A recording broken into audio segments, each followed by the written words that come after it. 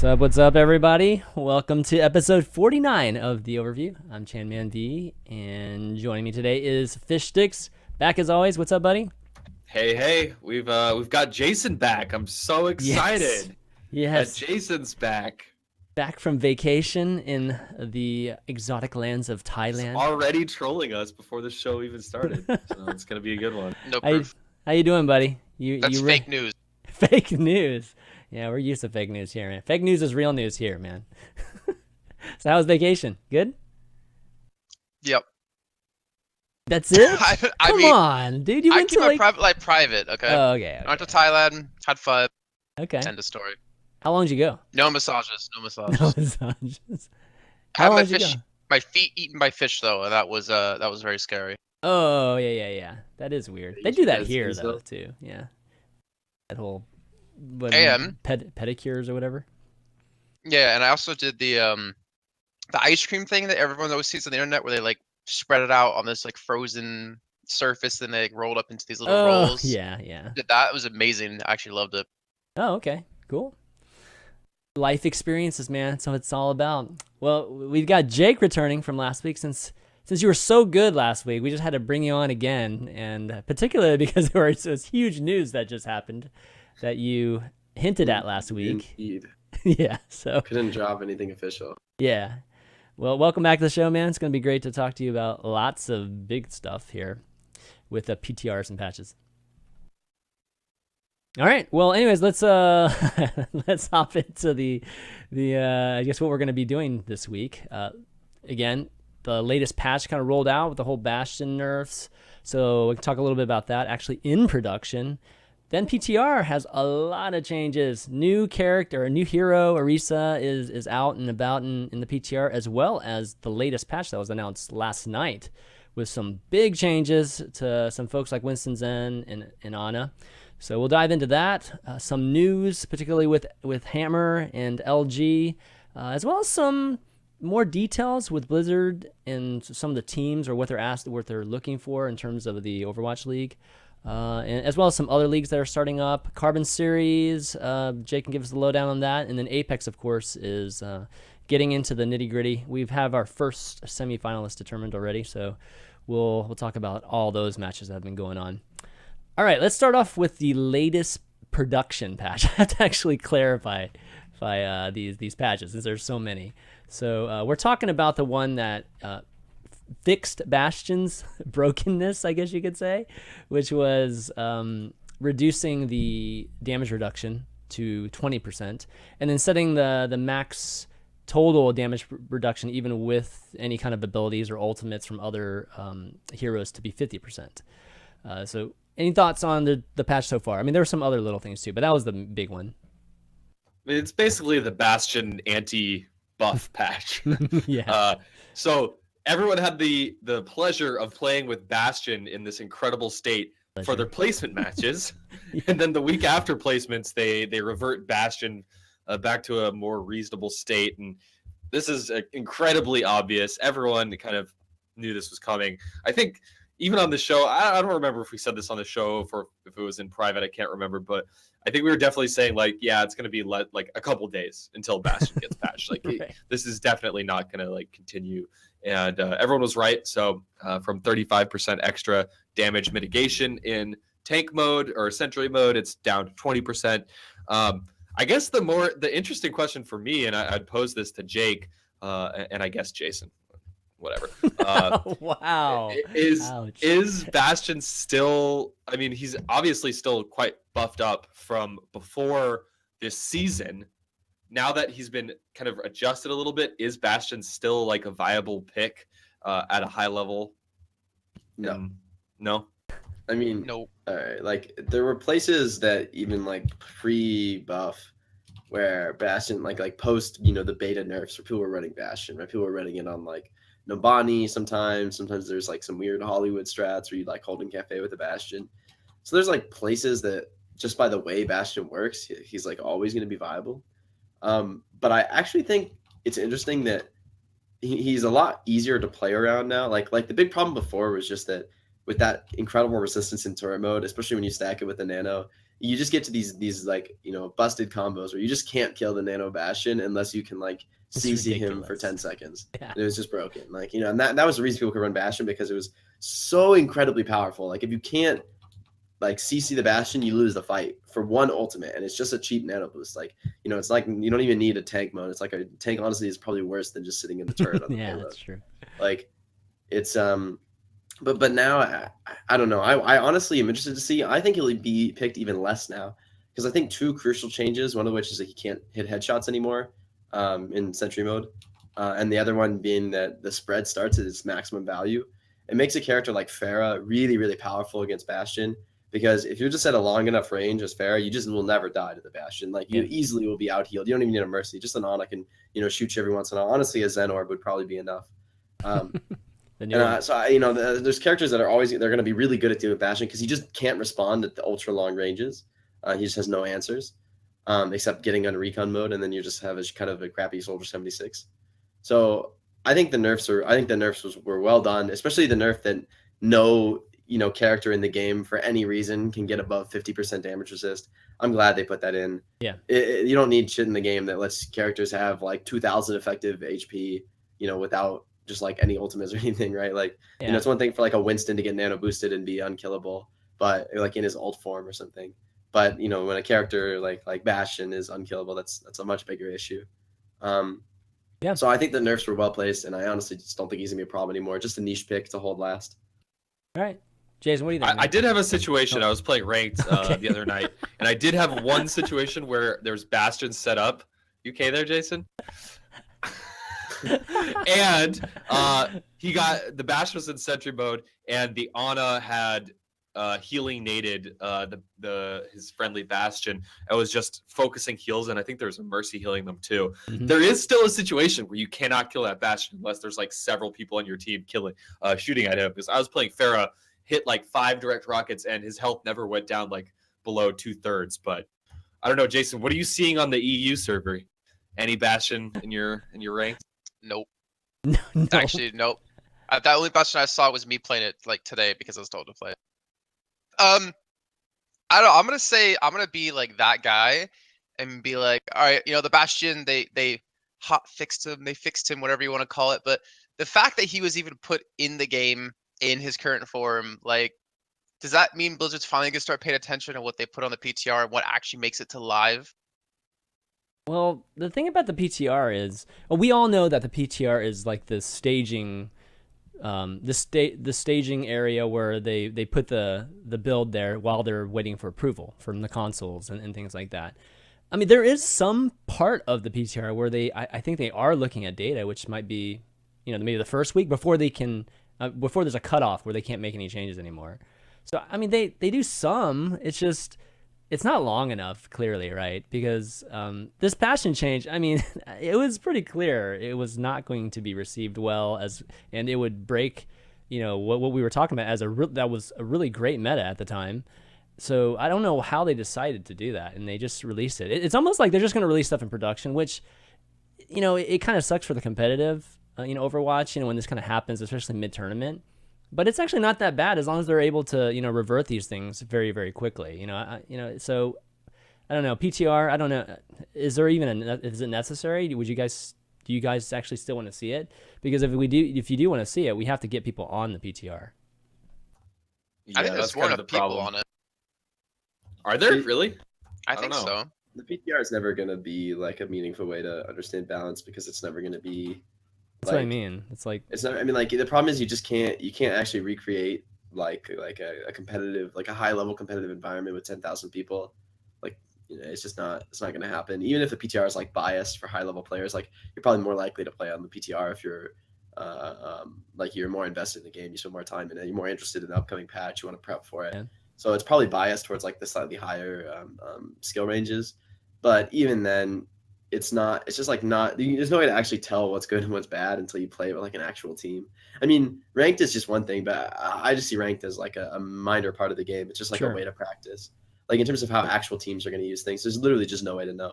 Even if teams are scrimming on the PTR, you won't really be able to get a sense of like what the new meta is going to be until actually people are getting their teeth into it and playing it in tournaments and everything. Yeah, I mean, balance, you can't measure balance, but bug fixing, you know, if there's something Well, that's just I broken, disagree. you could do that. I think you can measure balance. Like Really? the fact that you don't even need to be playing at the highest level to be able to abuse the changes to Bastion shows that there wasn't much Okay, fair. like thought into going into like, is it balanced coming in live? And I think back to like League of Legends, and again, I haven't paid attention to the game in a year, but at least in the time frame that I was casted and actively involved in it, there was only one hero ever released, or like one major, maybe two major patches that broke the game. And like one was Vayne coming into the game, and one was Black Cleaver being Yeah. completely, or not having a unique passive, meaning you can stack armor debuffs on people constantly from multiple sources. I feel like I don't know. I feel like I'm saying too negative, but like there's in theory like changes you can do or changes that you're going to implement that you can see are going to be too strong or too powerful. And I feel like maybe that should have been one. Luckily for them and luckily for all of us, they changed it quickly. Like they fixed after a couple days, so it's not really in the end that big of a deal. But when you have tournaments going on like Apex and stuff, like that could drastically affect it. Luckily for Apex, they're running on a previous patch. But yeah, like other thankfully. tournaments, you don't have that luxury, right? So it can be very detrimental to, I guess, the competitive scene, which is something that they're really starting to push for because they started to release or some information's been leaked about the Overwatch League. So you're saying that internal testing should be better? I know for Riot standards, like they have like high level players, like not obviously the pros, not the challenger, but like Jat, who is ex-pro player, Kobe ex-pro player, like people who actually played at a really high level, internally playing the game and testing all these mechanics. So like if you had Jake there at Blizzard headquarters, working for them, playing Bastion, he probably would destroy everyone. And then they would be like, oh, okay, so if a high level player could do this with Bastion, maybe we need to take a look at it. I don't obviously know who's in the internal testing team for Blizzard, so no offense to any of them, but there are signs you can see. I think I feel like. Well, to Blizzard's credit, go ahead. Their principal character design and balance guys are in the biggest competitive Overwatch Discord server, and if you're a pro in there, there's no excuse really for not giving your feedback. And Slasher really harped on this as one of the guys who runs that Discord last week when this patch came out. He's like, look, guys, I talked to Zan, the principal character balance design, the guy who's like leading this, one of the top executives and designers of this game, is in that Discord asking for your feedback. And only 2 pros apparently in the course of that entire last PTR actually reached out and gave any input at all. So to Blizzard's credit, they are positioning themselves in a way that the pros community should be able to give input. They have put those feelers out there and said that they want to get that input. I do agree with you on one hand, Jason, but also on the other hand, they did revert it pretty quickly. And I have a prediction that this PTR, the most recent changes, which we're going to start talking about in just a second here, I have a prediction that we're not going to see all of these changes go through. I think this is going to be the turning point for the PTR. Yeah, I really hope that you're right in that sense. I mean, I think some things like the Bastion changes to me were like, that to me was like evidence that Blizzard doesn't have good players like testing their games, or that the developers aren't actually they're not like actually good at the game. They don't really understand how it works. Because when you put a percentage damage resistance, I mean, I don't know, like I feel like every like pro player looked at those patches and was like, what? Like 25% spread reduction on 25% spread reduction is massive on the recon mode. So it's a huge buff to recon mode. There's a bunch of like mechanical buffs, like you can heal through damage and while moving, that are just sort of intangibles. I don't blame them for not being able to like predict the outcome of stuff like that, because it's it's kind of hard to tell. But when you take a character and you give him a percent damage resistance, if you understand how the game works, you should realize that means that all healing is more efficient and all damage is less efficient. So given that healing is incredibly cheap in Overwatch compared to any other game with healing, like TF2 or something, it's so easy to heal people to full. Like if you stop shooting someone for like 1 second, they're going to be back to full again with Ana in the game. And so when you put like a character that's just inherently better at receiving heals and harder to kill, that can also heal himself, and there's things like bound, there's just so many things stacked up to make adding percent damage resistance a really bad mechanic to add, on top of not realizing that it would like combo with nano boost, despite the fact that every team has been running an Ana like 95% of the time for months. Like, you know, like you don't think about the ways that people would combo nano boost. Like every patch for like since Ana came out has been like, how do we make Ana the most busted? I mean, Like it was Beyblade, it was Soldier Aimbot, right? It took like 30 Reinhardt before minutes. that. It took like 30 minutes for somebody to come out with, you know, a GIF that had some ridiculous, you know, scenario with the Bastion, right? Yeah, like you can survive like the ultimates, Hanzo, just healing yourself. You can survive as a Spirit Dragon. You can survive a Deadeye with a Nano. It's like there's all these things that like it just clearly shouldn't be in the game, and like I don't even think you need to be that good. I think that it was funny because there's just like random people on Reddit who aren't like, you know, high skilled players are just like, this is silly. Like you could do dumb things with this, you know, like and just like how obvious that was with the percent damage resistance. I don't know. That was really surprising to me. But I think it also, like yeah, last patch as well. Like people who were 3,000 SR last season were sitting there at 4.2K with 40 hours on Diva. The next most played hero they had was like Ana, because they were abusing the fact that she was stupidly overpowered. Yeah. So I was gonna wait for this email, but you know, because we usually have a Q&A section, but this email has like a lot to do with what we're talking about here with damage resistance. So I'll bring it up. Nick D actually had a question for us. He asked, "What do you think about Blizzard adding features that disguise and distort perceived health pools, like Bastion's Ironclad damage reduction?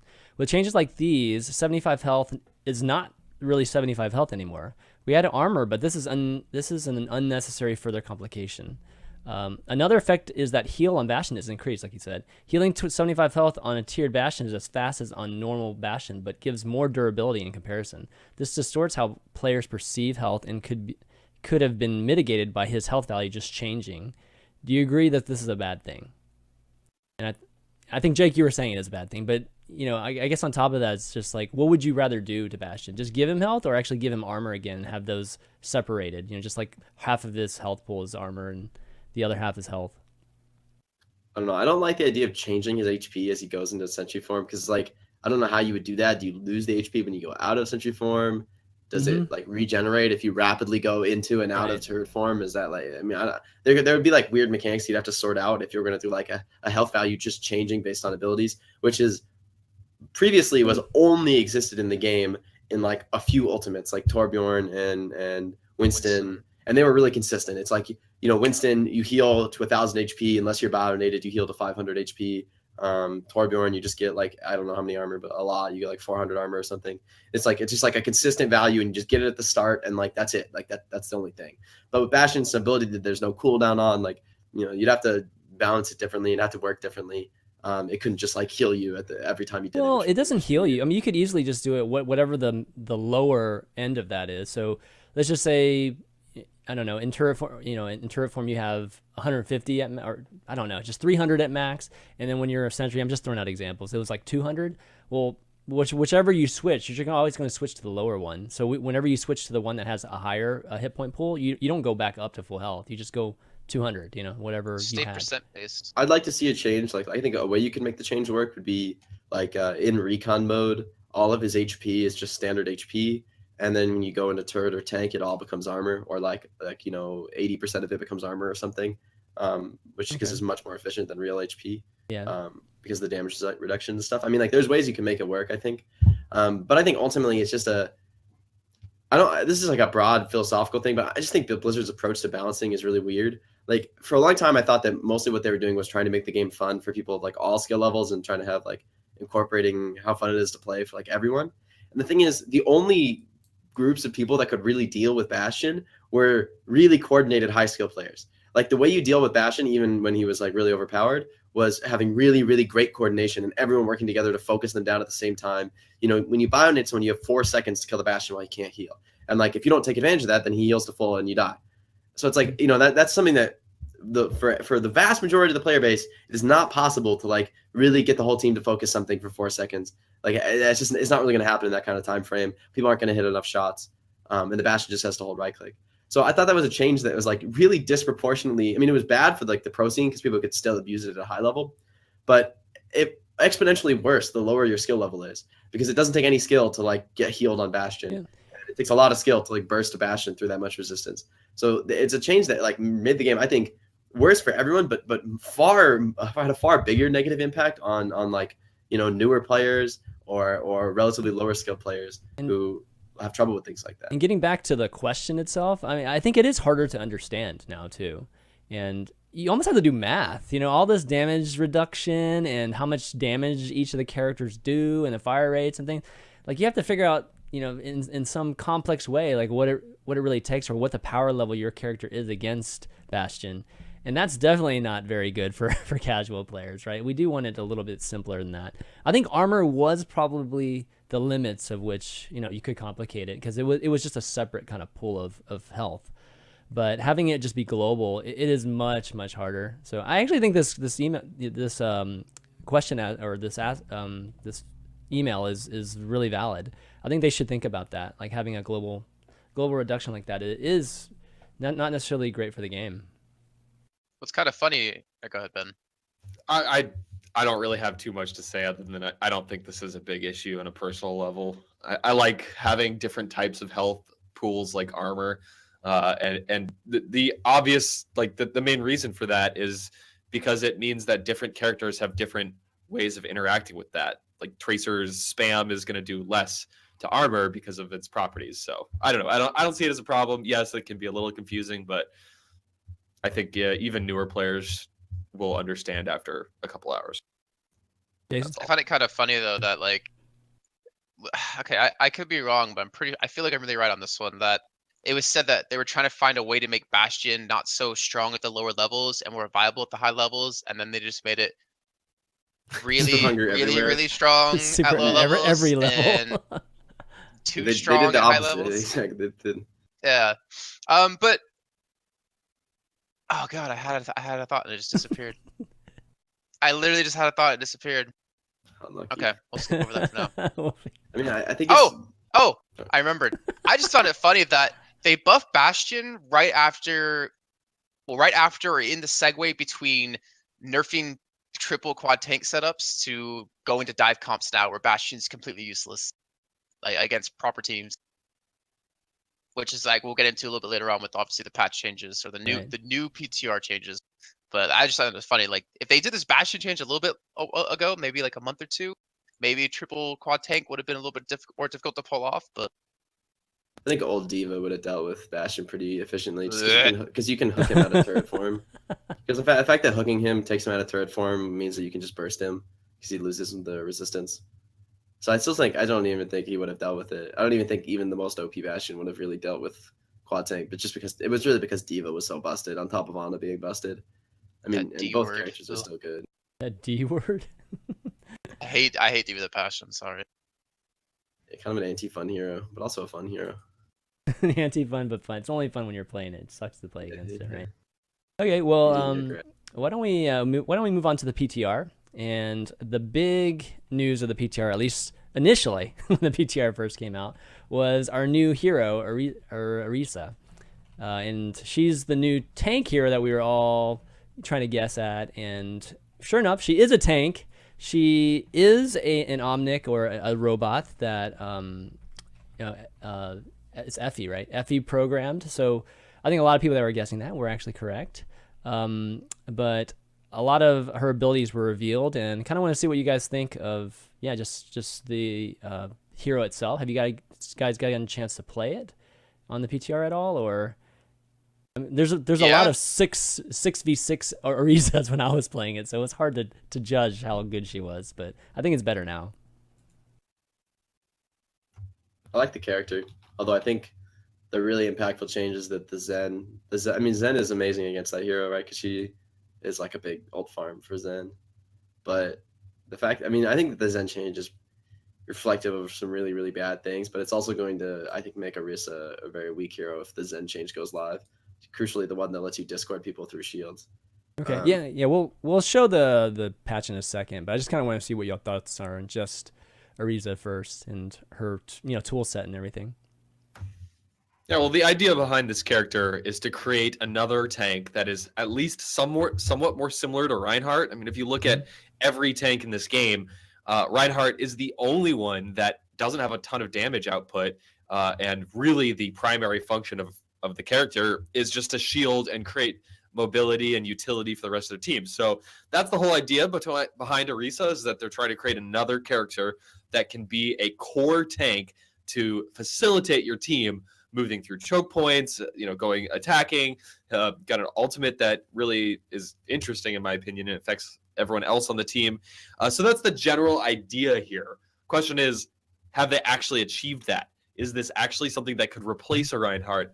Or if you're not doing a dive comp, are you going to is Reinhardt still going to be a must pick? Jason, I know you had a chance to play and have some thoughts about that. I don't know. Sadly, I only got to play when it was 6v6 Orisas because you couldn't ever click it quick enough. I don't know. To me, her big selling point is that she can like force a fight every 6 to 8 seconds with her right click halt is what it's called. We should just go through the abilities. Like her right click sends like an orb out that's kind of Symmetra like, but the orb pulls people into like it is a vacuum. Yeah, it's like a vacuum that pulls it in. Yeah, it's like a vacuum. So as the orb's going, it kind of pulls them in, and then it explodes at the end, I believe. And then there's like a big vacuum, like a really short one that happens at the end. And then the left click is her machine gun, which is, how would you describe it? So it's like plasma. Bunny Blaster versus just plasma. Just plasma. Okay, just a plasma gun. It's literally just plasma from Quake. Oh, that's true. Okay, yeah, that's true. No drop. Okay, so plasma gun from Quake. That's a good description. And then her E is just a big armor boost. Just like a sudden big old. She gets a bunch of hit points. Her ultimate. She can't be shattered. She can't be. Yeah, she can't. That's right. She gets a 50% damage resist for the 4-second duration, but she also can't be stunned or CC'd. I don't know if she can be hooked, but she can't be shattered. She can't be flashbanged. Can't be charged. It can't be pinned. The Rein just hits her and falls down. Yeah. Basically, it's like a cleanse, like a 4-second self cleanse from CC. I don't know how the hook interacts with it because I haven't tested that specifically, but she should be immune to that too. You just can't be CC'd. Yeah, I think I would assume she can't be hooked either. Yeah. I assume she can't be slept. I don't actually know about the sleep though in particular. Okay, and then her ultimate is this. She throws out. She kind of throws out something like a Mei throws out. Just like a little floating thing, and then it ends up turning into this. I don't even know how you describe it. Supercharger. Yeah, it's like it lands on the ground. Yeah, it's like a supercharger that has these lightning bolts that.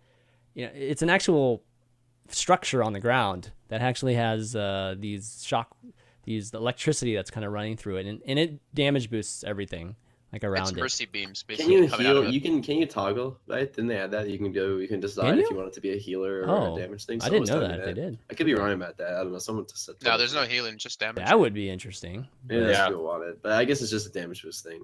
I don't know if that was what someone wanted to have happen or something that actually was there. Yeah.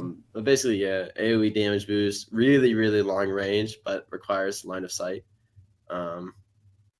Seems good. Yeah. So it does toggle like a mercy beam though. If you're in its line of sight and you hop out of its line of sight, it stays on you for like a second or two, so you can kind of dance that line if you're E2, 1-2. Mm-hmm. Okay. Yeah. Yeah. I don't know. Okay, so when to sum up her toolkit before we start talking. Yeah. Her right click, her halt, the graviton surges. She can basically throw every, I think it's 6 seconds or 8 seconds. I feel like D.Va is like gonna completely hard counter that. I mean, one of her mechanics is to kind of force an engagement in ways that other tanks can't, and that gets completely mitigated by a D.Va. The upside of what she has though is a shield, and you can. I remember the way that I remember seeing someone on Reddit describe the way that they used it was you throw it into the air. If you can, like if you're more of a stationary defense on the defending side, throw it straight up in the air. It comes down, and once it's out of your hands, like once it's actually released into the air, you start the cooldown already. So you can actually have the shields up a lot quicker.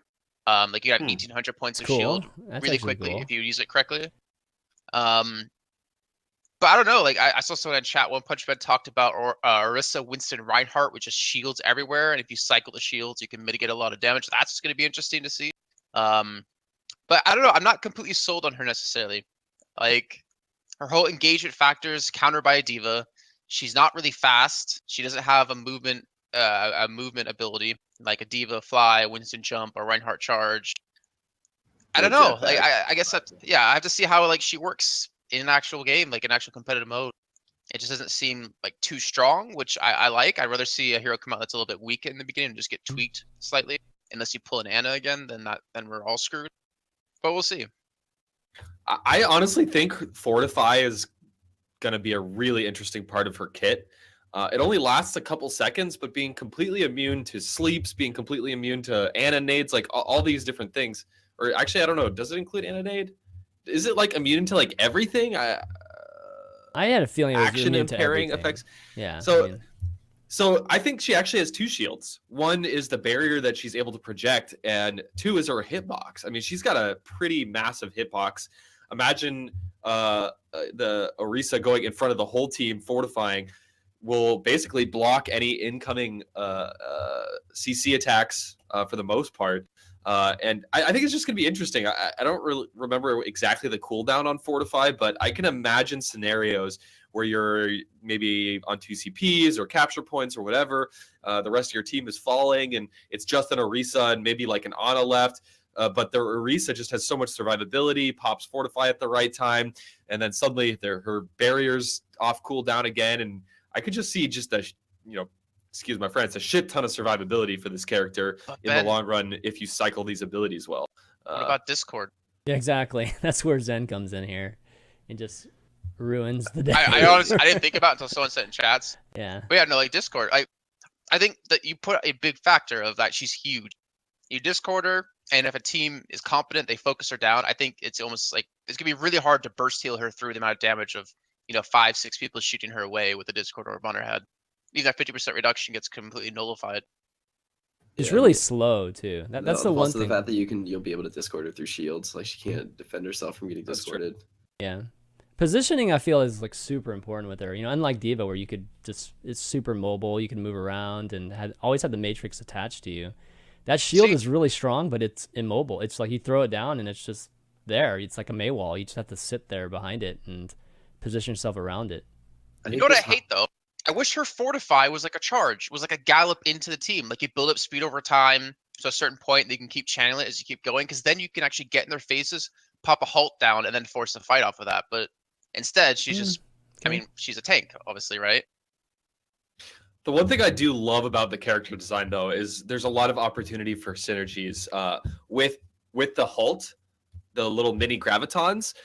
It's going to be super hard to get timings like this off, but you could, in theory, imagine a tracer throwing a pulse bomb, and then like, oh, the pulse bomb's out, and then like, your tracer's kind of down, 3, 2, 1. I'm gonna pulse bomb. Then as soon as the pulse bomb's out, you try to throw out a halt and try to do like little mini big bang combos with that. Should be super cool. I also think that the barrier could have some neat applications. Imagine a McCree gaining high ground, throwing out high noon.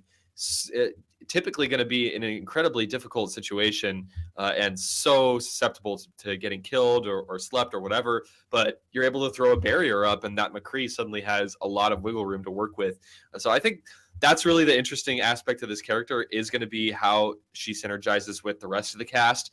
And you're totally right. I mean, this is a character that doesn't have mobility, so it's going to be very, very positioning oriented as well, which I like characters with mobility just on a personal level, but it is adding just another aspect to the game that I don't think we have right now. I just don't think you're going to see tanks with the changes they're pushing to live. I don't think people are going to be playing tanks anymore. I mean, maybe Winston, because Winston's buffed again. Let's go ahead and talk about that. Let me bring up this. Good time to transition here. here. Exactly. Let's talk about this. Ribana. I guess it's time for Ana to go. The era of Zen, the Omnic Crisis begins again. Yeah, the Omnic Crisis begins again. Okay, so we're talking. Okay, so the first patch the first change that they're talking about is Ana, and her biotic rifle damage decreases from 80 to 60, and then her biotic grenade damage is reduced from 60 to 30, and then her healing's actually reduced from 100 to 50. So double nerf on the grenade. Thank God they didn't change her rifle though. I was really afraid they were going to change her rifle, and that would affect a lot healing, of you mean? Yeah, for healing. They would affect dive comp and everything right now, I believe. So Ben, thoughts on this? Did you also like splurge in your pants when you read the damage decrease from 80 to 60? Because No, play Pharah a lot. Okay, I'm still really confused by this. Okay, so I do actually like the damage reduction on the biotic rifle. Yes, Jason, especially playing Pharah. It's like, if you're playing Pharah from long range, it's actually honestly the only character that can actually kill you effectively, and she kills you really effectively. 3 shots will kill you. So now it's going to take 4 shots, which is a huge deal for Pharahs out there. And this makes total sense. She's a support. supports should not be able to 1v1 diving tracers and Genjis as easily as The Ana Genjis are has ridiculous. always been able to. But this is actually an insanely significant nerf because of the biotic grenade changes as well.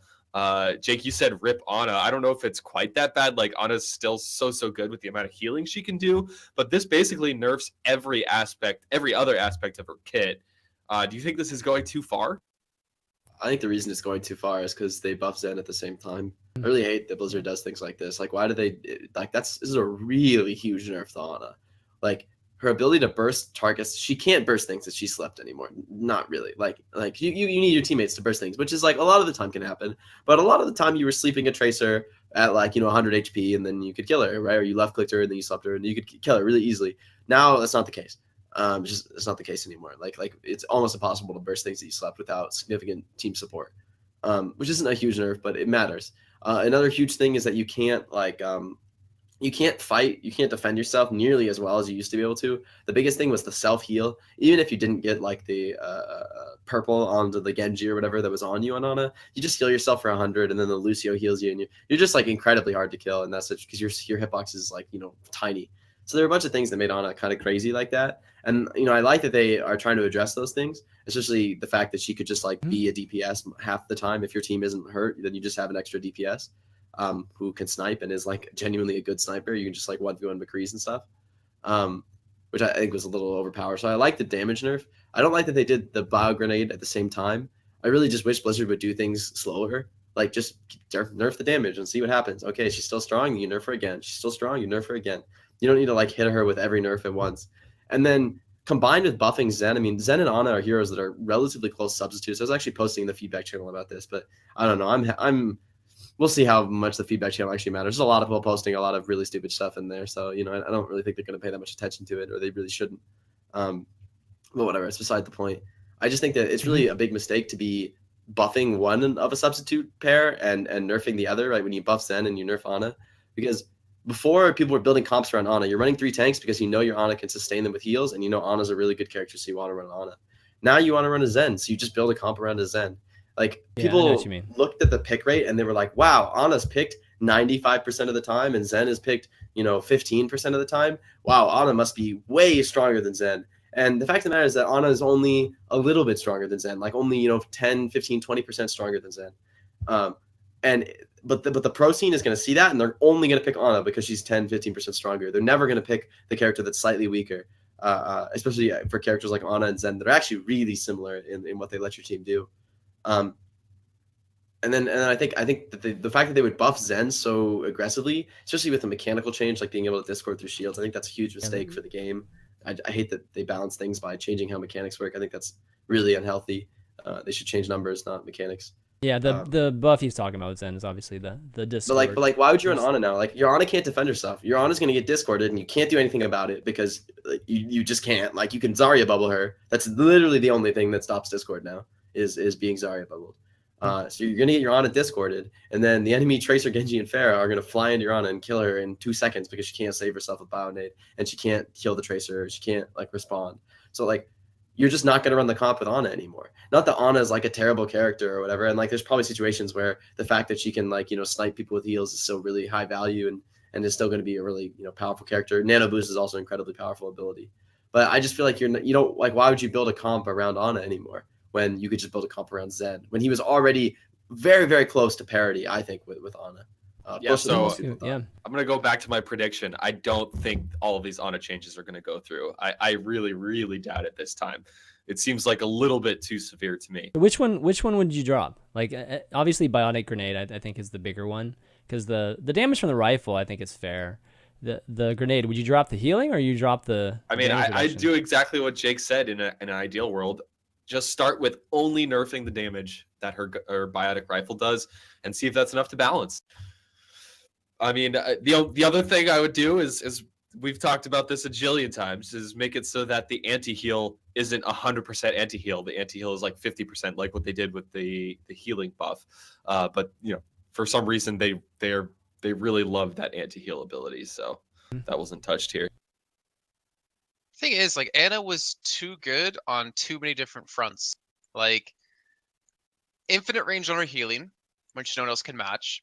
The fact that she could long range kill people like with her snipe, where Lucio obviously has a hard time, Zen has a hard time with projectile speed. The fact that she could 1v1 up close and personal quite often and quite consistently, like she was just too good on too many different ways. Like how many supports out there can you say should be able to like 1v1 someone? Like Zen, yeah, if you have like Forsaken, if you have like a Zen specialist, you can 1v1 a Tracer, you can 1v1 a Genji sometime. But having Anna be able to do everything she can do and still be able to kill someone 1v1 and keep herself alive is just too much.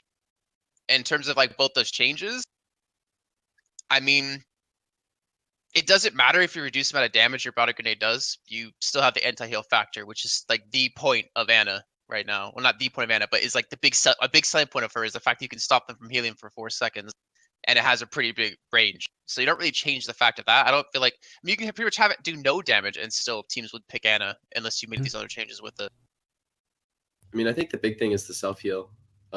The fact that you can like the ability to save yourself. Like I think what you guys are saying is like is right in that like Ana was too much of a 5-tool player. She could just literally do everything. Like there's no situation which you want something other than an Ana, except very, very rare compositions.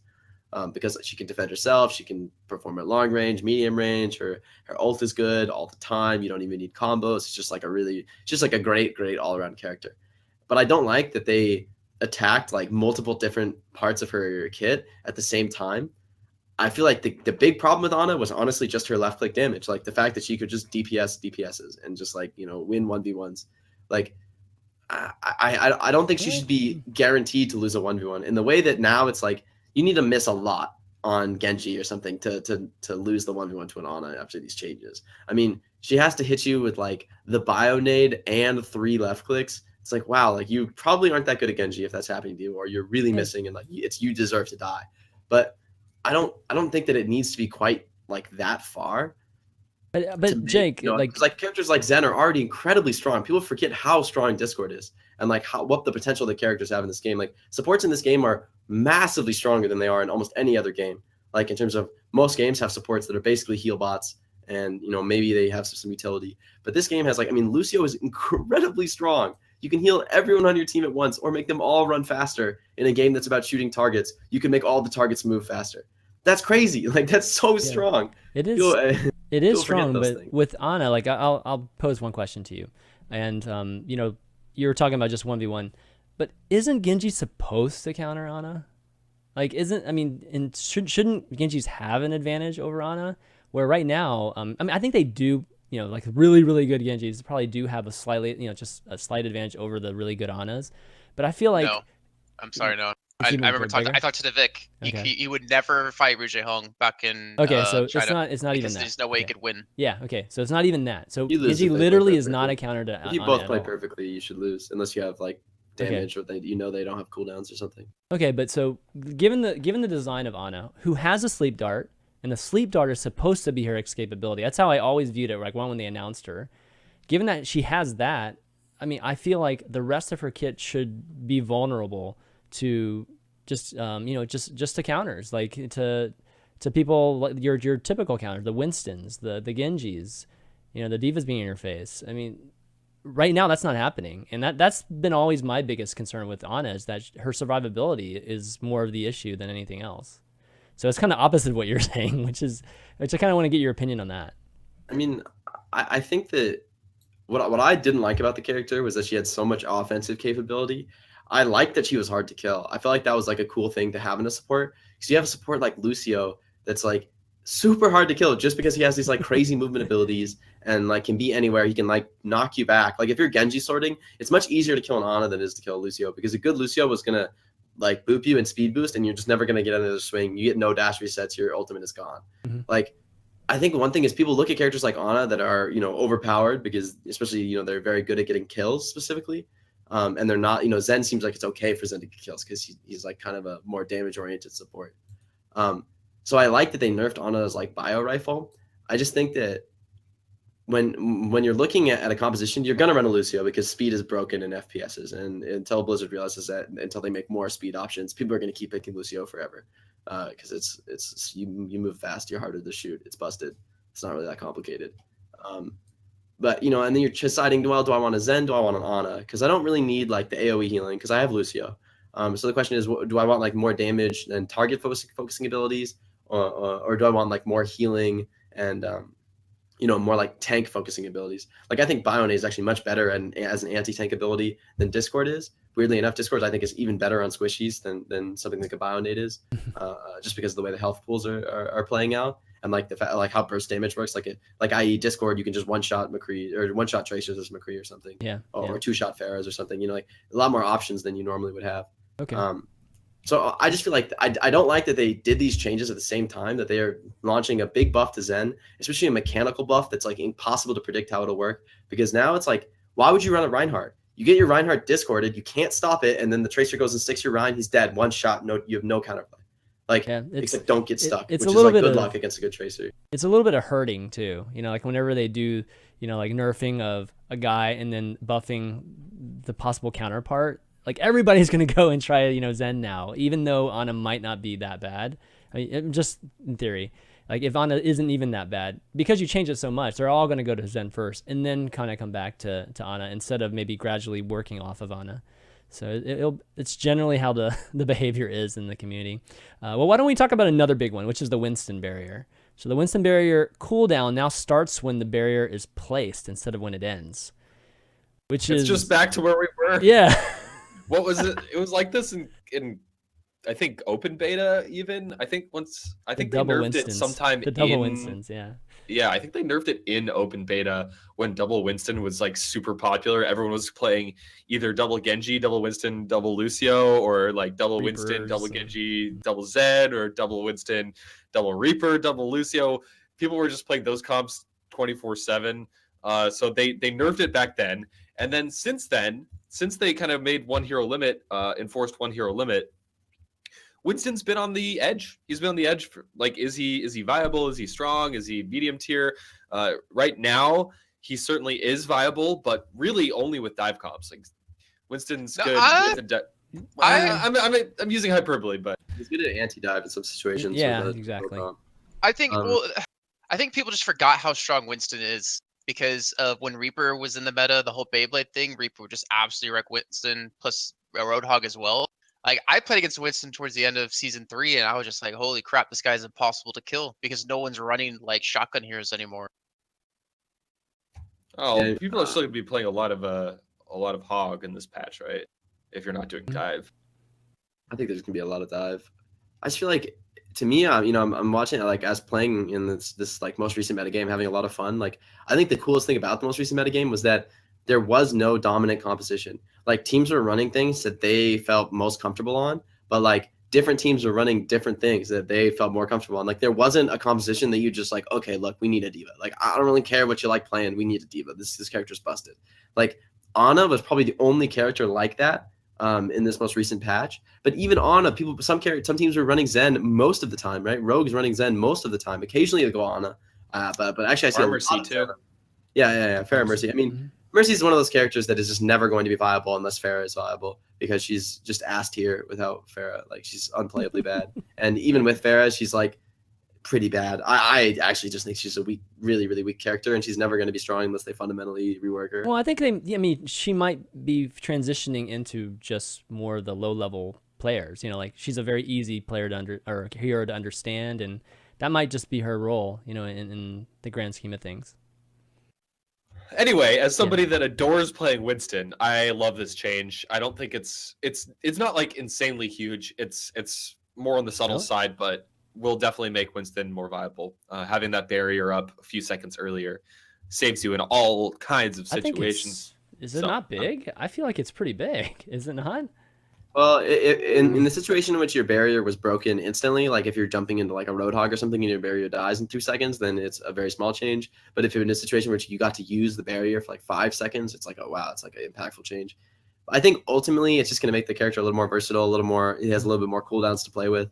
But I also think it's on top of the Zen change. And if the Zen change goes live, then Winston's a lot weaker, because the Tracer's just going to blink inside the bubble and you're going to be discorded. You can't stop it. But it's cool because you're probably running a Zen and a Winston too. So it's like, who can do it better? Oh God. I just worry that these patches are running the risk of bringing us back to a situation in which there's a clearly dominant composition, and I think it will be dive. Because I The think fact that you just said that one sense, who can run it better, it just internally pisses me off as a caster. Because that's not what I want to see. I want to see I love different seeing comps. different styles. I love seeing when we play Immortals, we're like, we know that Immortals is going to be running like a stable control setup because that's literally always what they run. They never run anything else. So when we play against them, we're playing against Immortals style. And there's some teams that I think have a big advantage, like our team, in that we can pull out lots of different styles. And we were actually running different styles throughout a series, like different compositions, different strategies, just based on like what we feel like makes the most sense in the situation. Or if one style isn't working, we switch to another. I think I really love metas like that have options and choice for in matches and outside of matches as you practice new strategies. But I'm scared that these patches are going to make Zen comps just better on almost every situation than Ana comps. So you might as well just run dive. And then it is a situation of who can run it better. And I don't think it's fun to watch. I think it's much more fun to watch and fun to play when teams are running different styles or at least even the same style, different heroes, right? This team feels like the McCree's better. This team feels like the Genji's better. This team wants a Zarya. This team wants a Diva. You know, like little subtleties like that, I think make for more interesting counterplay than like which Rhine had the bubble when he pinned the other Rhine and like which Bionade hit the Rhine with the bubble off. Like that really determines most fights in mirror. So they were a month in melee basically in January. Yeah, exactly. It's like when we played Quad Tank, it was literally like because we realized Quad Tank was busted and then like it was better than everything in any situation and there was no reason not to run it in basically any situation except the occasional May, or like once in a while you run something else like one hero flexes. Right. We realized it was better than anything else, and then we were better in the mirror than anyone else because we had practiced it more than other people. So we won all the games. Like it wasn't because most teams started to realize that Quad Tank was overpowered, and then they started running Quad Tank. But we had played it so much we could just win the mirror match because we knew how all the little interactions worked. Yeah. And like I don't think that's a healthy way for the game to be, even though it benefited us. All right. Well, can we talk about the Sombra change? Yeah, Sombra change too. Now. Exactly. The Sombra is. This is actually insane. The cooldown for the translocator. This is currently on PTR, so it may not go to live. But the translocator cooldown reduced from 6 seconds to 4 seconds. That's a 33% increase in the number of translocators you could have. I mean, or in decreasing the amount of time between translocators. And basically it means that like Sombra might be unkillable like this. Like Sombra's already a really good Sombra that knows how to play around their translocator is already super difficult to kill. This could make Sombra actually OP. Like I'm already on the fence thinking that like Sombra is about to take the world by storm. Just because like, I don't know, I was playing against a really good Sombra in ranked. If you don't see her coming, she will hack you before you can do anything about it. Like she will, like the hack range is pretty far. It's less than a second. If she has any additional buffs to her mobility, which this is a massive buff to her mobility, she's going to be so hard to kill, running around, hacking packs all over the place, never dying. Yes, she doesn't contribute a ton in a huge team fight if she doesn't have her ult, but put Discord on it. This is huge. Put Discord on somebody, she could do decent damage. Well, the thing is with Sombra, like, not only does it make her more slippery in fights, but also reduces her downtime when it comes to fighting. Yeah. And that was like, something so frustrating playing Sombra is the fact that you have to wait. All right, 6 seconds. I have to wait here to literally sit my health pack because I need to be able to throw it back down again so I can get the healing, get my ult back up. But it makes her just so she can return back to the fight 2 seconds quicker, which in Overwatch, 2 seconds is a long time. But even the stealth change they did with the sound effects, the distance change is actually pretty big as well. Because the amount of times like you're playing support and you could just hear Sombra, whatever the hell she says, de-stealthing, you would know, okay, she's near. We have to like get a little bit more careful, get a little closer. But the fact that's now 15 meters, I don't want to know what it was before, but I'm assuming that's a big change. Like in terms of distance, means you can be a lot more stealthy and sneaky. I think it's cool. I mean, ranked aside, I don't think it really changes her core problem in organized games, which is that when the enemy team runs a Sombra, you walk into them and their team is trash because they have 5 players. And if they don't have an EMP, you win. Right. Which is like, the character is never going to... I mean, the problem with the character, I think, at a fundamental level, is you just punish her so aggressively. Like, on some maps, like, there's maps like Temple of Anubis where she had, like, a mega to hack that was, like, so high utility that it made up for the fact that you have a Sombra on your team. And in, like, ranked games, it's especially effective because things like, like, your Sombra is going to uncloak in the backline and, like, one clip your Ana. But when your Ana is, like, one of the best Anas in the world, it's not going to happen. Like, she's going to turn around and 1v1 the Sombra. and she's gonna lose every time, even with Ana nerfs. I still think Ana won't be able to 1v1 Sombra. That'll be like the DPS she has no problem with, at least at like a high skill level. Assuming both players are at the same high skill level. So I think the key problem with Sombra is still going to remain the key problem in ranked play or in organized play. Rank, I think she just got better in ranked mode. Cody's probably going to have higher elo. But I just think the character is like, I like the character as a niche pick. I don't think she should be like a core power pick. Like, I think that's not like that interesting to have like a stealth high mobility hero that's super annoying to kill, that hacks health packs. I don't really want that in every game. It's annoying. It's not fun. EMP is not fun. It's like, I recognize that it's good for the game in some sense, but I don't want it to be like a standard core pick. And I like that they're not buffing her DPS to prevent her from being that. I think this is a good change, but also it's not as impactful as it seems, because most of the time your translocator is on its 15-second timer and rather than its 6-second cooldown. Like, it makes her get back into the fight a little quicker, but I don't feel like that was her problem so much. It's that when she's in the fight, she's kind of bad. And all you do the same thing you did before, which is you force her to teleport out. And now she's like, it's like slightly less of a win by forcing her to teleport out, and it's 2 seconds less efficient than it was before. Like, you take her out of the fight for slightly less time. But I don't know. It'll be hard to say without playing it. I think should be still a niche pick. I don't think she's going to be like not in like organized play at least. I think in ranked she's probably going to get really good with this change, especially the stealth change is probably really big in ranked. But if you're communicating, you just like, the Sombra's behind you in ranked and in competitive. Even if you don't hear her, you're like, look, they have a Sombra. I don't see her. She's behind us. Like, wow, exactly. It's so complicated, So that means your supports are like turning around and waiting for people, and your teammates are not letting each other get hacked. They're like checking each other's backs and stuff. Right. But in ranked play, it doesn't really happen. So she might be really good. Okay. Well, why don't we wrap up the PTR now, because we still got some news and some events to talk about. Let's talk about the big news. Kind of big reason why we have Jake on here, which is Hammer Esports now has become or has been acquired by Luminosity Gaming, and you guys are now LG Evil, which, interesting, they chose Evil for you guys, and what was previously the main Luminosity roster is now LG Loyal.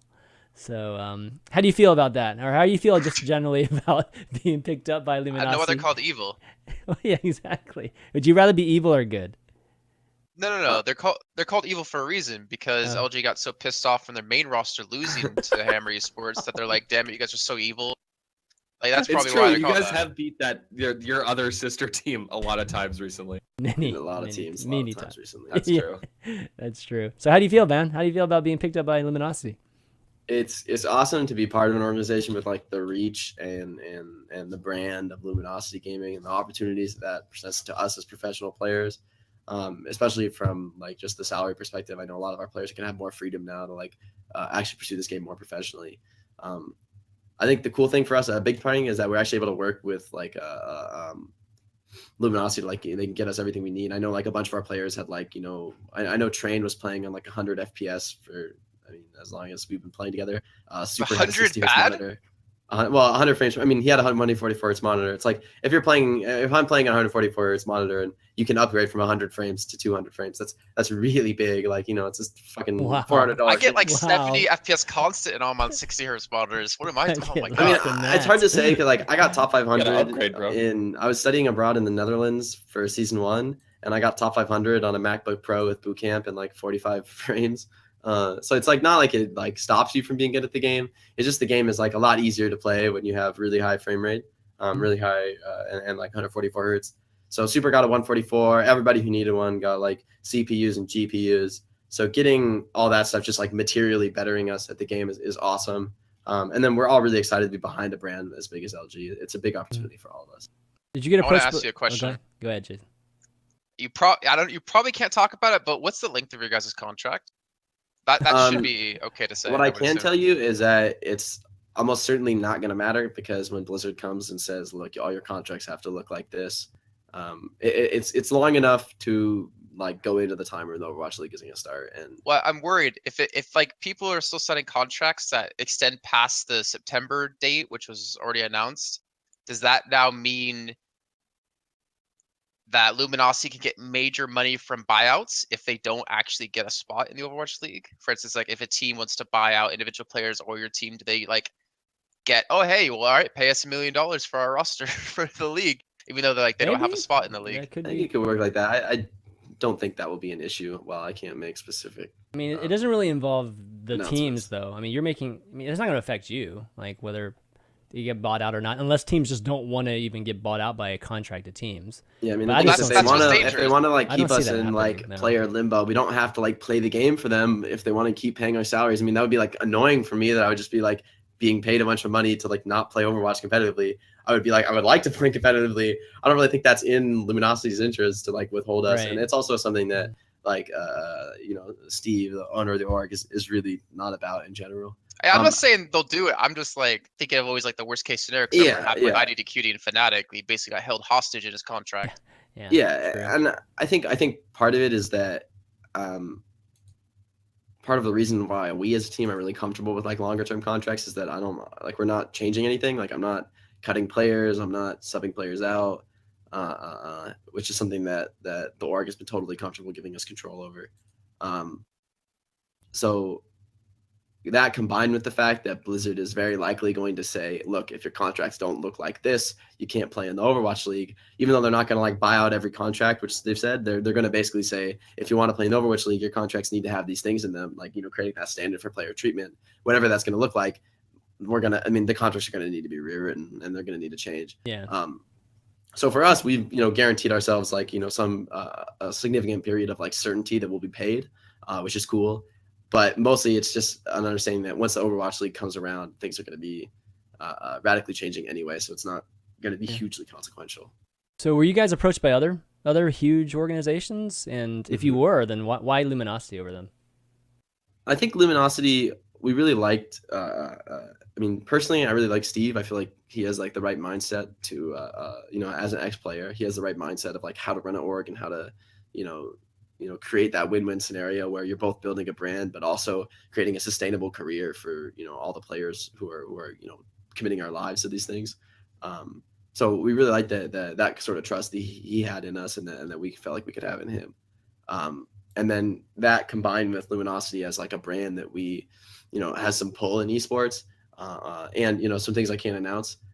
Combined. More things you can't announce until next week. I cannot. I don't like this Jake guy. Usually I'm the one doing this. Yeah, there's some Overwatch tournaments coming up in Europe. I just can't tell you what it's about. But now he's stealing all my thunder. I'm lucky. But Overwatch tournaments in Europe, you're lying. Yeah. So I mean, sorry, your best teams are. It's unfortunate because I can't exactly talk about everything that made us really want to go to LG. But sure. To make a long story short, it's the right org for us. They give us all the support we need, and we feel like it's the best possible home for us to succeed in. Did Echo Fox approach you guys? No, actually. Really? A few orgs that I don't want to name because they have teams and they were going to drop them. So. What you mean? You weren't just going to be evil for them too? No. The other orgs, LG was actually one of the few orgs that was interested in signing a second team as opposed to dropping their entire roster for us. Which I was like, I don't really love the idea of being a part of something like that, but wow, okay, that's interesting. Oh, Ben, you're gonna say something. So Ben, you're first gonna of say all, something. we were all just dead wrong. After you got off the show last week, I'm like, Chris, they're going to TSM. Yeah, that's what I was 100%. saying too, man. I really thought you guys were going to TSM, but congrats on getting picked up by Absolutely. LG. I want to know what's next for your team. You do have a coach/manager and an analyst, and you got the new sponsor. What's the plan? Are you moving into a team house? Do you know the location? Can you announce that? There's like a team house available. I think the weird thing though is that a lot of our players like can't actually make the commitment to full-time professional. Like me, I mean, I still have another semester of college left, like a semester and a half or something. Mom, if you're watching this, I'm really trying not to drop out. Yeah, we'll see. Honestly. Don't tell my mom about that. Looks like a break from school at least. Yeah, at least yeah. a semester. We'll see. Call 3 minutes. I'm already graduating early with a double major, but we'll see. I think I'll be done in time. We'll figure it out. If not, I think the school is willing to work with me though. They've never had someone in this position, but I think exactly. That's kind of cool. That's kind of cool that the schools. I don't know. Maybe. Yeah. It's a small private liberal arts college, so they're like pretty supportive, and I actually know the president pretty well personally, so he picks it up. Okay, good.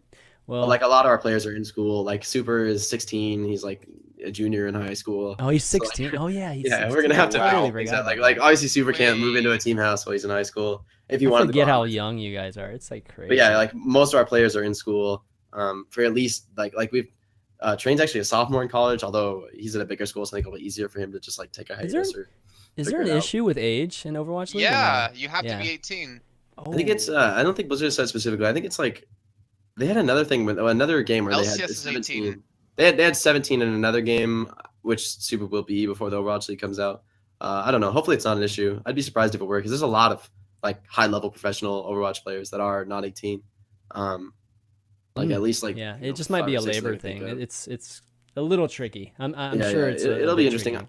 I'd be surprised if Blizzard didn't find a way to make allowances. It seems like almost every esport, every like really serious esport, except probably LCS or league in general, it has sub 18 competitors, and I think it's a good thing for the esport in general, in the sense of it's like available to those people, because those people who are not 18 are the best players in the game. Like I don't think there should be things preventing them from playing. Yeah, sure. If there's a way for Sumail to win $20 million at a TI, I just I don't see how that could be wrong.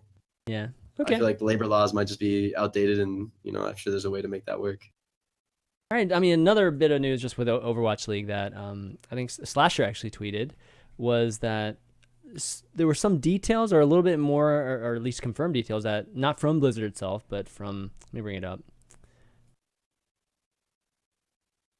from SDJ, is that Blizzard's seeking $2 to $5 million from team owners to buy into Overwatch League.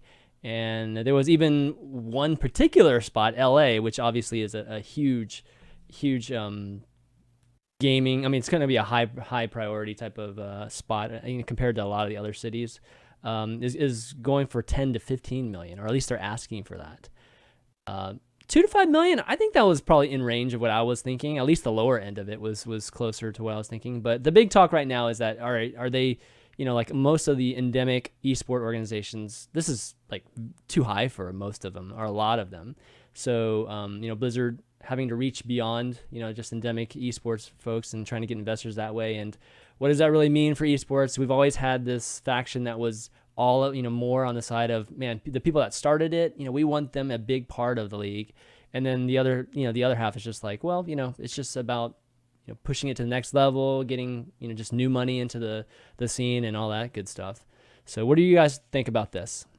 Just the buy-in, just how much the buy-ins are. We could do like an entire 3-hour show on this real quick. Topic alone. I have so many things I want to say about this. We'll save it for next week. We'll try to keep it real short. My initial gut reaction is that does sound high, but you have to remember this is literally one of the biggest games in PC gaming history ever. In terms of raw sales numbers, it is the best-selling competitive PC game of all time. Doesn't include free-to-play, so it's not including Dota 2 and League of Legends. But you have to keep in mind that this is literally the biggest purchasable competitive PC game on the market right now to this date.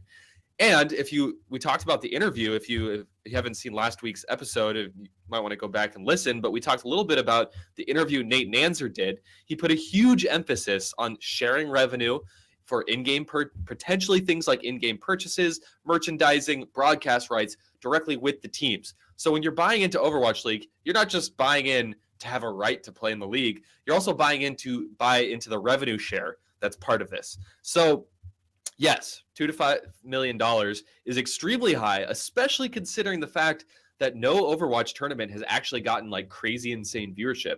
The best viewership we've had was the World Cup, which did really well. It had over 200,000. But since then, no tournament has gotten more than like 60, 70, 80,000 concurrent viewers at very most. In fact, a lot of them have been in closer to the 20, 30, 40K range. What? Other than Atlantic Showdown. I said after. That's rare, dude. Fist bump that one. I'll fist bump that one. Yeah. So it sounds really high, and it's a huge risk.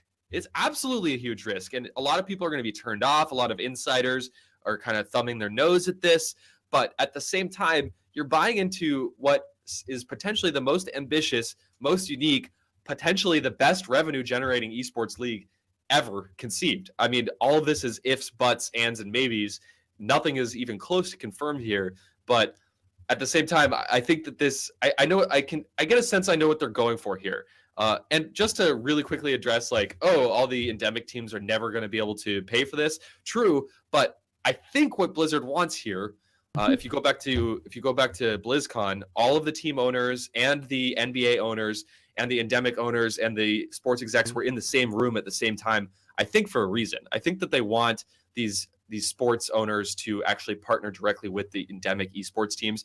So I don't buy this, like, oh, the old they're butting out the old guard, they're gonna have no way to like get into the league. No, I think Blizzard absolutely wants the endemic esports teams in this league. Anyway, that's this is good for endemic thoughts. esports teams too. Like, everybody thinks that like the endemic esports either getting bought or getting, or partnering or selling like majority share, things like that is such a bad thing for these endemic owners or esport owners. It's like, a lot of them, that's exactly what they wanted, guys. You know what I mean? So, a lot of them are actually even keeping the brand in a lot of cases too. So I don't necessarily think it's a bad thing for that to happen, what you're talking about, Fishstix. Hopefully that happens though. I can kind of understand it if that was completely pushed out. These people come in, they literally have no idea what they're doing. Maybe their esports team is literally a very inexperienced team and potentially that's potentially disastrous, to be honest.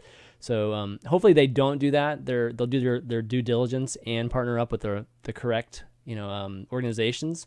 But overall, it's a full commitment, guys. I mean, I think they've been very clear about the Overwatch League. It's no joke. You know what I mean? Like, it's not even half-ass at all. We're going full out, trying to make a crazy professional league that's going to be, it's going to be very similar to a traditional sports, league, and having franchises like that.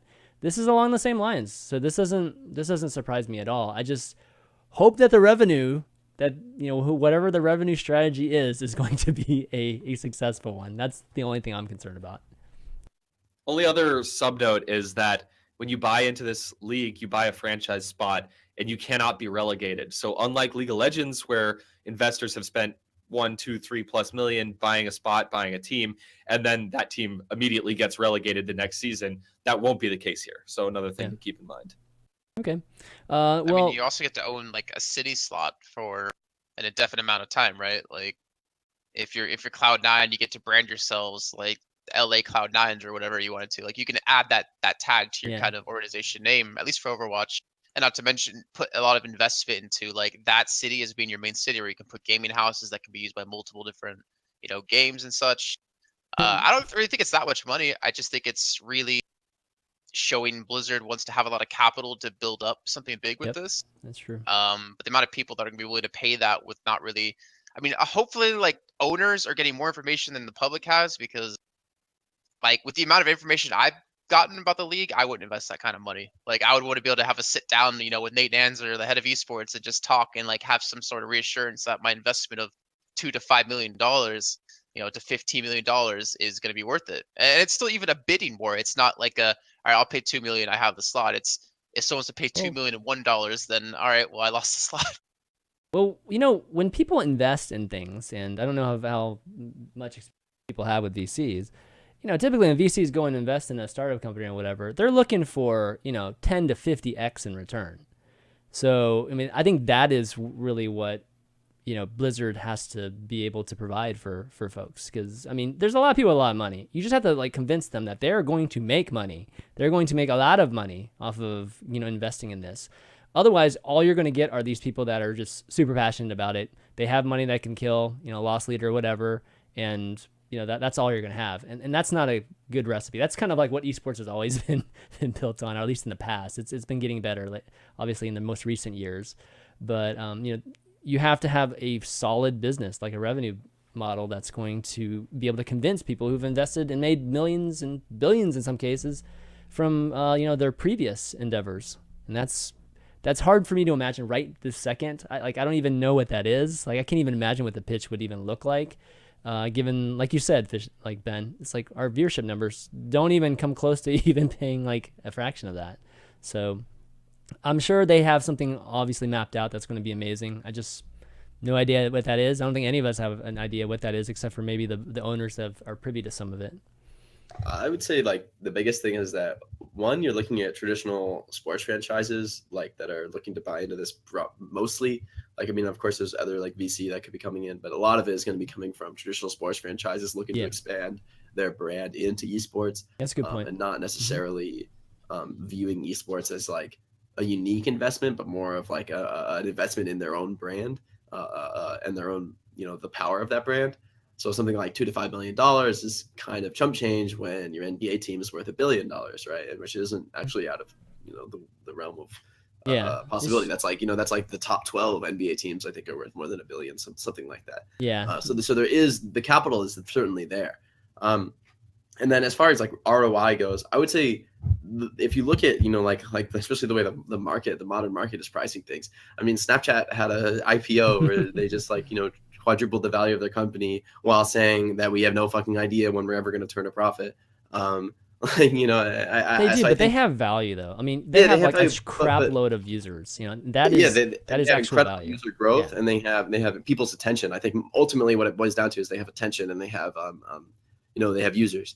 But I think if you're an investor, you're looking at esports, you're looking at something like video games, which as like a broad, just as an industry has had 10% year-over-year growth for decades, like freaky growth and like showing no signs of slowing. More kids are playing video games today than ever before in any time in history. That number is probably not going to go down ever in our lifetimes. I mean, in terms of like this is like the trend. I mean, the possibility of esports growing to this like a similar level of market share that like traditional sports have today, I don't even think is out of the question within the next 30, 40 years. So I do think that a lot of these league owners and people with billions of dollars to blow, they might be looking for 10 to 50x, but if they have like a 20-year time horizon, I really just don't think that's unreasonable at all. Yeah.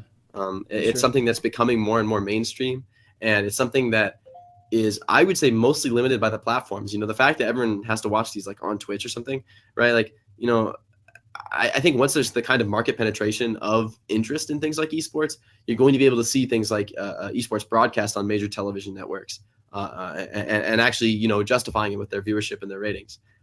And a lot of that stuff is like, impossible to guarantee. And then there's no way to like prove that until it actually, happens.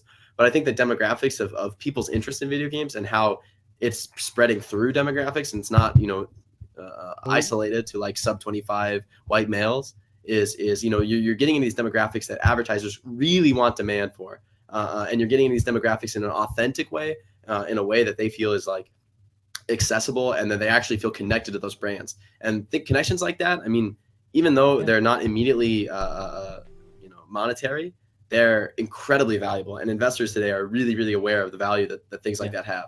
Things like authenticity are incredibly rare in today's market. Yeah, those are definitely good points.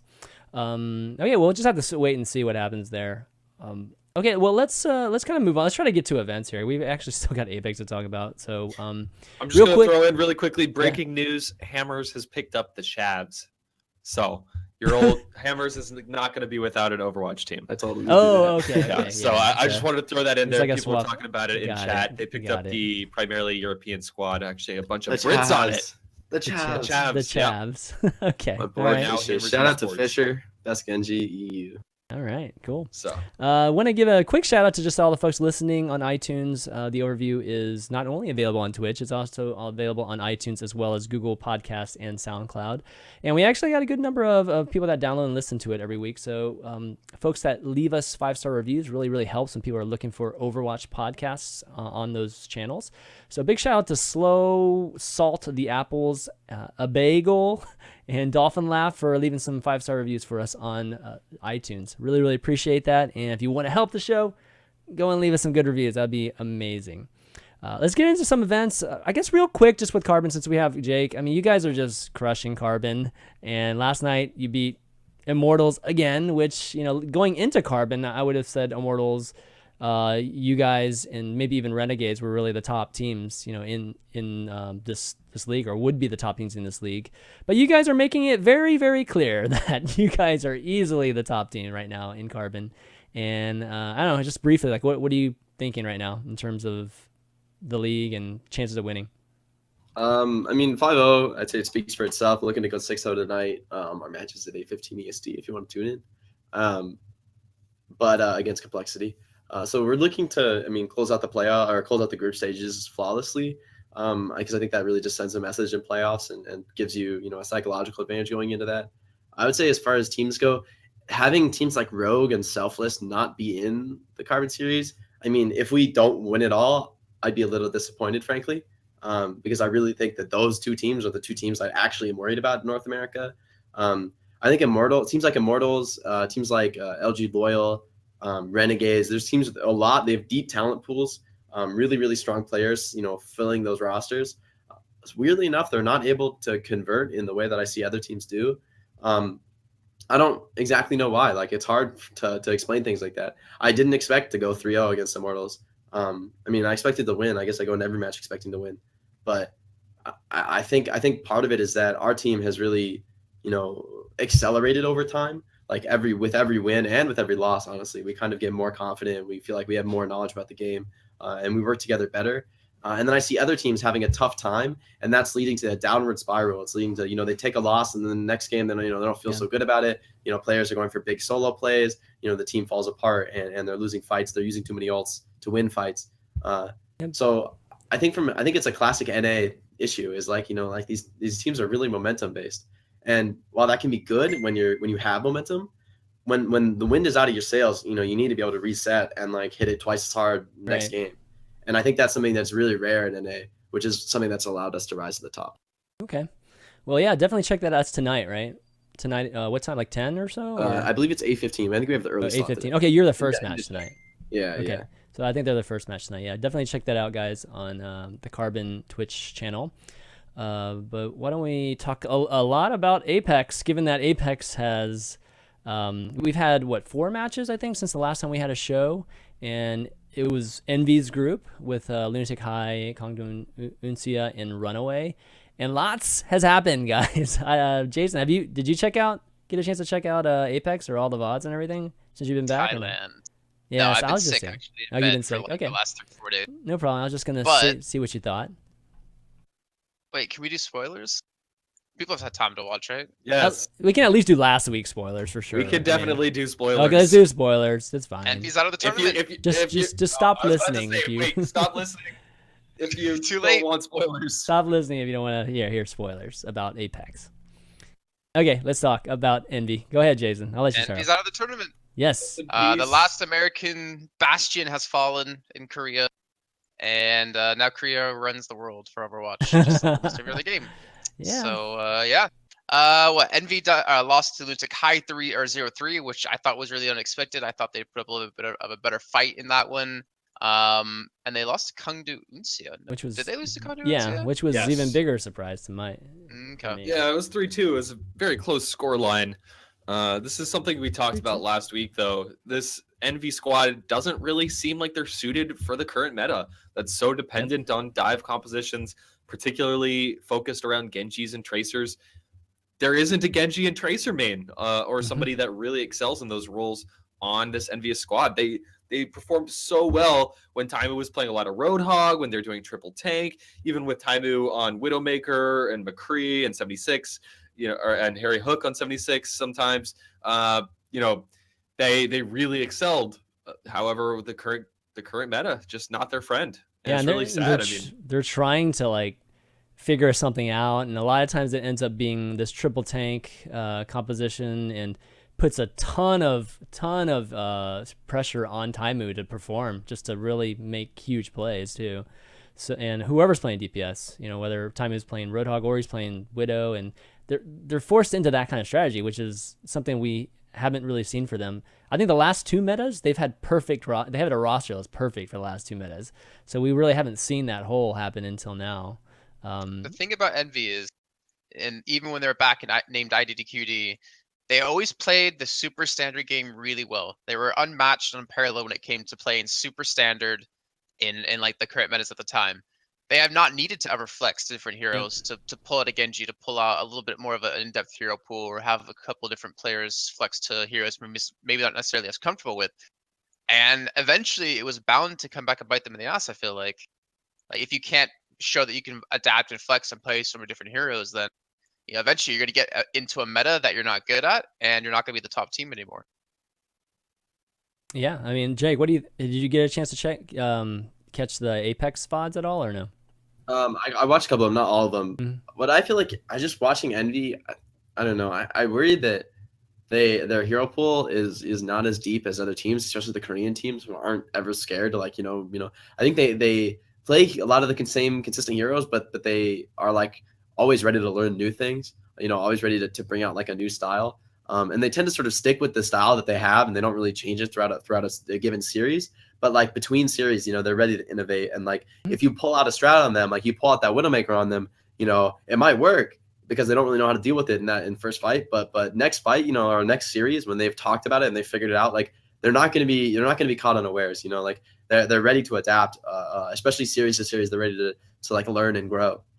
And then I see Envious as a team that, I mean, one dimensional is probably the wrong way to describe them because I do think they have a lot of really, really talented players. But I do think their hero pools are kind of stacked on like, the hit scan side of things. Yep. Like Taimu has a nice Roadhog, and there's definitely exceptions to it. But I just feel like that team doesn't have a great Genji player. And I think Genji's really, really strong this patch. And I think you really want a great Genji player or a great Pharah player. And not that their players can't play those characters, but it shows that they're not incredibly comfortable on them, right? Like it's awesome to have players who are really, really comfortable on every single hero in the game. And not just that one individual needs to be, but that, spread across your roster, there's, the ability to comfortably flex to every character or any roster that you want to be running from a strategic perspective.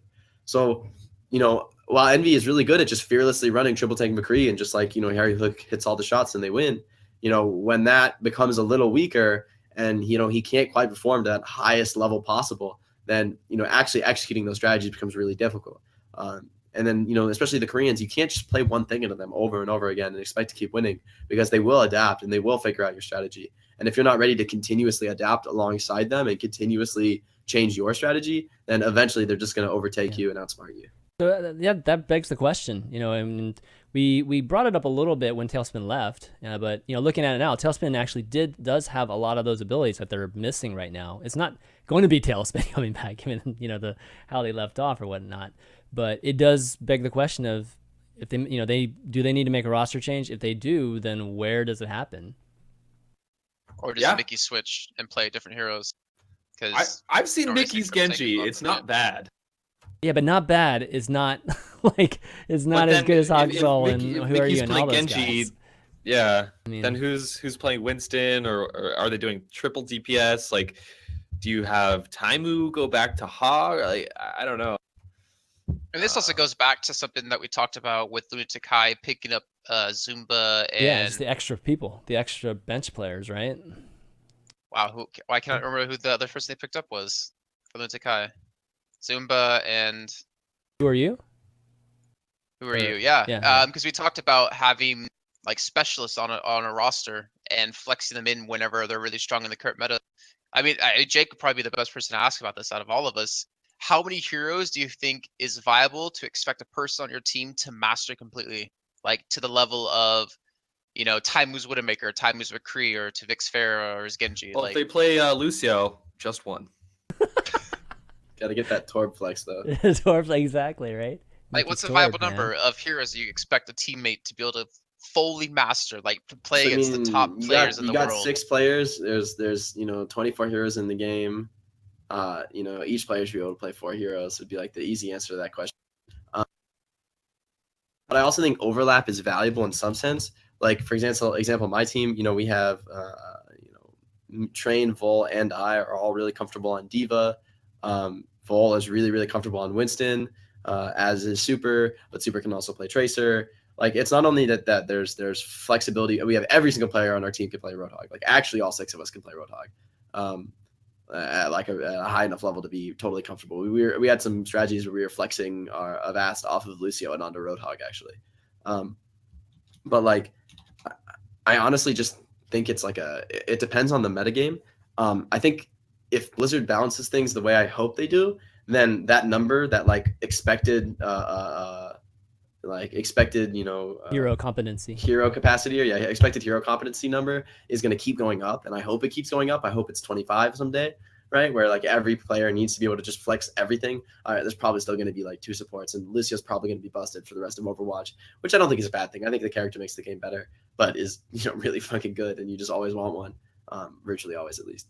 I think it's really just a question of like it really just affects your team's ability level though. Like in patches where you can't just run one comp into everything, the smaller that number, the weaker your team, or the smaller that average number is, especially on like, your 2, like you usually have like 1 main tank player and 2 support players. And aside from that, in this meta, the other 3 players need to be able to flex to lots of different things, like need to be able to be ready to run triple DPS, but also triple tank and 1 DPS, also quad tank sometimes, also with a different tank and then the other 3 DPS, so really I don't think there's like an expectation, I guess you could say, rather than I think it's just like there's no limit. There's no limit at which that stops mattering, because when when I can play McCree and also Soldier, but Genji and Pharah and Mei, but also Roadhog and Diva and Winston and Zarya, like when you have like your numbers like 10 or 15 that you feel really comfortable playing at the highest level,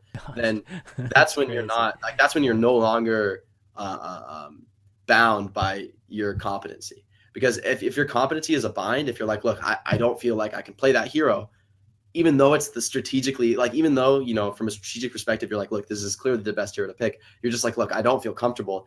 We can't do it. Right. Yeah. Then your team's not playing perfectly. Like you're not playing optimally. Yeah.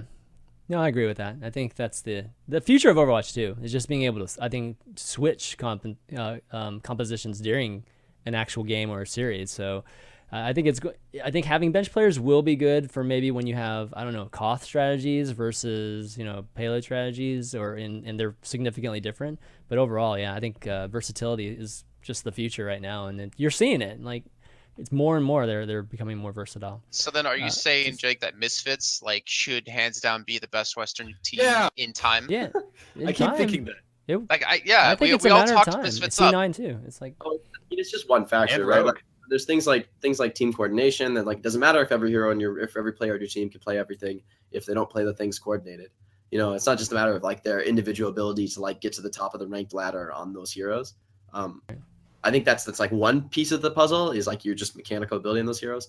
But then there's the whole X factor of like, can you play Genji in a way that complements your team, even when you're running a different player on Winston than you were last game because you want to accommodate the Diva and the Tracer, whatever. Like I think the challenge is, can you maintain that like another way to rephrase that competency number? Because I think it's sort of an oversimplification of like, I can play XYZ heroes. Can you play XYZ heroes in a way that your team is like playing around you? Like, do you know how to fill the role that your team needs you to fill? And even as that role changes, right? Like you might still be playing Genji, but like because your teammates went to triple tank as opposed to like, double tank with the Tracer, then you need to be fulfilling a different role and playing differently. And having that flexibility to like radically change your own play style just because of the small things coming up and changing is what really I think defines the competency number. Like I wouldn't say someone was competent at playing all the heroes if they didn't fulfill the role that their team needs of them.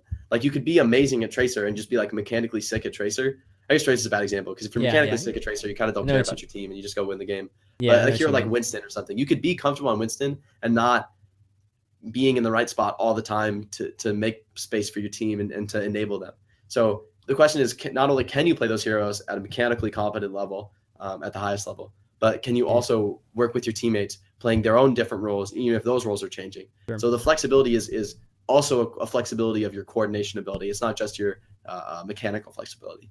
Okay, well, kind of running out of time here, so why don't we just like fly through the other half? But I mean, really, Runaway is like I think the biggest surprise of the tournament. To be honest, I mean, MV not doing well is one thing, but Runaway was supposed to be one of the worst teams going into the playoffs, and now they're they pulled an upset over KDU and Lunatic High, playing amazing. I don't think we have time to really go into it, so maybe we'll save it for next week.